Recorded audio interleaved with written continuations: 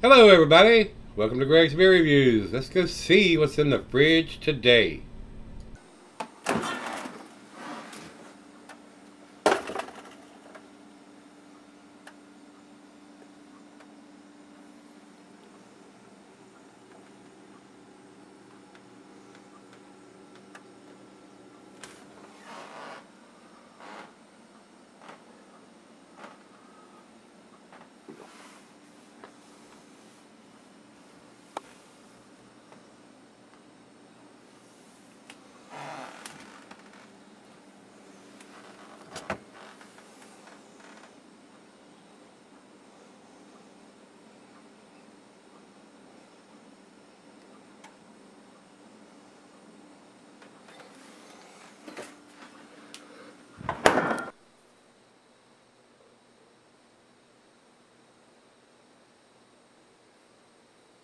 Hey everybody, thanks for stopping by Gregsbeerreviews today. Today's beer comes from Shane. He sent me this. This is Prairie Artisan Ales. This is their Bible Belt. And this is a collaboration between them and Evil Twin Brewing. And it says here, even more Imperial Stout aged on coffee, vanilla, chilies, and cocoa nibs. Sounds pretty tasty. And Shane's got the electrical tape here on the top of it, just in case anything is spilling out of the top. So let me get that off of there. So Shane, thanks again, my friend, my brother, for sending me this beer, and it's been in the fridge for several months now. This is a 13%er, guys, so this is going to keep for a long, long time. So I don't know how much the chilies are going to fade over time. They brewed this, like I said, with a collaboration of Evil Twin, Jeppy. And I just read that he's opened up his own brewery now, so maybe he's not going to be so vagabondish anymore. So hopefully he'll realize that he needs to have a damn dating machine if he's going to start brewing his beers there. So we'll see. Like I said, we've had some conflict, me and him, over the last 6 months or so. Had a bad beer from him, and he had a very nonchalant attitude about it. So I stopped buying them. So Shane and some of the other guys are still sending them to me to review, but I've stopped purchasing them. He wants to be an asshole. I can be an asshole too. So that's the way it is. That's the way it is in the beer business anyway, as far as I'm concerned. So maybe I'll switch over if I start seeing once he gets his brewery up and running and he's dating and stuff. At least putting a vintage on these big beers like this. I may end up purchasing him again, even though he's a jerk. And his brother's a jerk, McKellar. They're very arrogant brewers. They are. So they make some great stuff, especially their heavier, darker beers. They are very, very tasty, but they are very pricey. They are around here anyway. So I don't recall exactly where he was doing his brewery at. Maybe in New York or somewhere. I don't remember now, but it's probably a good thing for him to settle down and brew his own stuff and have a bigger control of it, even though the other places that he has his beer brewed, Sheldon Brothers are distributing it for him and doing all that kind of stuff for him. But maybe we'll see. We'll see. I'm going to reserve judgment. If he starts brewing beers and putting them out and not dating them, I'm not going to buy them.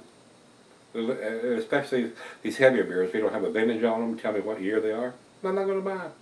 Because he does make some tasty beers, but he prices them damn accordingly. And Prairie Artisan Ales does the same thing. They make some excellent beers, but they are very pricey. But they are very tasty along with that. So, Shane, once again, my friend, my brother, thanks for sending me this one. Let's get on with this. Like I said, this is a 13%, and Red Beer actually has it at 65 IBUs, and it's listed as a retired beer. They only brewed it one time, collaboration between these two guys, these two breweries, and got a lot of different people's pictures on there, so they're doing a big shout out to all the people that are involved, evidently. So that's good to see. That is. So they're acknowledging all the people that had their hand in producing this beer. So that's good. Thumbs up on that. So, and I don't know if there's any vintage on this one or not. Well, it is sweating profusely. I can't see anything, and I don't see anything on the label. We'll take a closer look when I come back for the final chug and see if there's any kind of vintage or dating on the bottom. Commercial description on this says, let's face it, we love big flavorful stouts. As luck would have it, our friend Jeppy at Evil Twin Brewing feels the same way. And we decided to brew a beer together that took elements from our favorite stouts we each produced to come together as one beer. Bible Belt takes elements we love from Prairie Bomb and combines them with Evil Twin Brewing's world famous stout, Even More Jesus, or Jesus, however you want to call that. The end result is a smoky, spicy stout that is sure to please the palate. And I'm sure it's going to be a tasty beer, guys. Prairie does some awesome dark stuff, and Jeppy does some awesome dark stuff. So, all those heads combined, this ought to be a very tasty beer. And I don't think it's been aged in any kind of bourbon or oak or any kind of liquor barrels. I'm not sure. It doesn't say that on the label or anywhere that I've read. But they brewed it with coffee, vanilla, chilies, and cocoa nibs. So all those things lend some nice flavors to these big dark beers. So we'll see where this one ends up. Over to the food pairings. Says here it doesn't have a cuisine, so it says cheeses are buttery, vegan, or Havarti Swiss. And goes well with your chocolate dishes, of course, being a big stout. And the meat is beef, smoked meat, game, and grilled meat. Glassware is a pint, Becker tumbler snifter, oversized wine glass. I got my favorite glass, the Sovereign beer. This is my favorite snifter glass. And I've told you time and time again, you can get this beer. Just Google Sauvin, S-A-U-V-I-N, beer glass. This is about a $35 glass. Very thick wall, lasts you a lifetime if you take care of it. Very nice glass. My favorite glass. That's why I use it so often in the beer reviews. Even if I'm doing something that doesn't call for this type of glass. Because the shape of the glass gives me better aromas and stuff when I'm trying to get my big old nose down in it. So it didn't pour a big massive head, just barely covering the top of the beer, but it is pitch black, guys. It is dark as night. Let's get a nose on it. And before I get carried away, this beer can be solid for a long, long time, about 13%, but I don't know how much the chilies are going to fade over time. Rich roasted malt, bittersweet chocolate, hints of some dark fruit in there, maybe some pralines. Wonderful aroma. Not any big bourbon notes or anything like that, but it's got a lot of roasted malt and chocolate and dark fruit. It smells pretty good. 13%er. On a beer of the evening for me, it ought to kick me in the butt. What do you think? Cheers, everybody. Cheers, Shane. Thank you, my friend.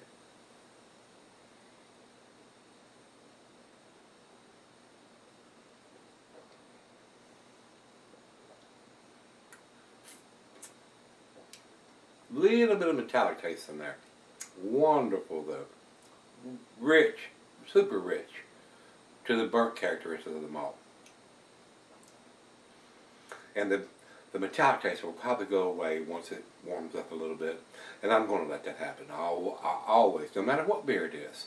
Unless it's a lager or a lawnmower beer that I'm going to sip down pretty quick, 15 or 20 minutes.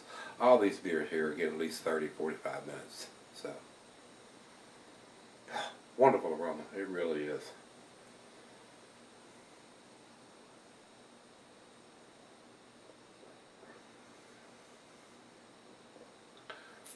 Big, super sweet, not super sweet, but big, bittersweet, that's the word I'm looking for. Chocolate notes, big time. Licorice, hints of tobacco. Dark fruit, plums, dates, raisins, figs. And those are just going to come out more and more as it warms up to room temperature. So.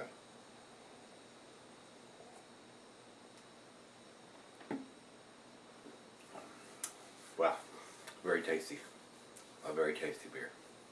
A great beer for the final beer of the evening. A great beer to have at home, being that 13%er. All I got to do is stumble back to the bedroom and fall down. But I'm going to have dinner before I do that. So, well, let me let it warm up to room temperature. Try out the fridge, 40 degrees. Let her have a sip 2 or 3. And sip on this and sip outside on the deck and finish my stogie that I was smoking on earlier. What was that? I can't remember now. I can't remember. It's not a super rich Maduro, right? I don't know. Maybe I'll give you a hint of what it is when I come back. So, well, let's let it warm up and taste it a little bit. I'll be right back. Alright guys, I'm back. Got a little left here. Been sitting on about 30 minutes or so. Very tasty. Very, very well done beer. A nice collaboration between Prairie and Evil Twin. Looked at the bottle when I come back. There's absolutely no vintage, even though it's a brewed once beer. And you could probably find out if you wanted to do some research and go to their website and try to figure all that out. But you shouldn't have to do all that when you're at the beer store trying to buy a beer. And more than likely, this beer probably disappeared off the shelf pretty quick once it was done. I seriously doubt you could find this beer now. I don't know if it was done in 2013, 14, 15, 16. I have no idea because there's nothing written on the bottle. And I'm not going to jump through hoops trying to find that out. That's just me. That's my OCD. They should have put a vintage on this. This is a 2013, 2014, 2015, 2016 edition on the label somewhere or on the bottle somewhere. It does not have it. So that's probably going to cost you a great point. Even though it's an excellent beer, it's an outstanding beer, it's a world-class beer, I want that information. It's a brewed once beer, one time. So the label's going to be used one time. So why not put that on there? 2014, 2015, 2016. You're not going to use that label again, so why not? I tell you why not. Because they want to give it a long shelf life, that's why not. And it's going to have a long shelf life. 13%, this beer is going to keep 5, 10, 15, even 20 years. And I don't know how much the chilies are very subdued in this beer now. Like I said, I don't know when it was done. If it was a 2013 or 2014 edition, that would explain to me why the chilies are kind of subdued. There's a slight hint of that, but it is so subdued, unless you knew it was brewed with chilies by reading the label. I don't get a lot of it on the taste, so I think they have subsided just a little bit, in my opinion. So, let's do the final chug on this one. Very tasty beer. A great final beer of the evening. I enjoyed this. Shane, thanks so much, my brother. I do appreciate it. Wonderful aroma on this for something that's not barrel aged. Very nice. Especially being a 13%. Usually those beers are barrel aged when you get to that ABV. So very nice. Very well done. And Jeffy, if you're listening, put some dates on your frickin' bottles and I might buy them again. If you don't, I'm not. Bottom line. Final chug.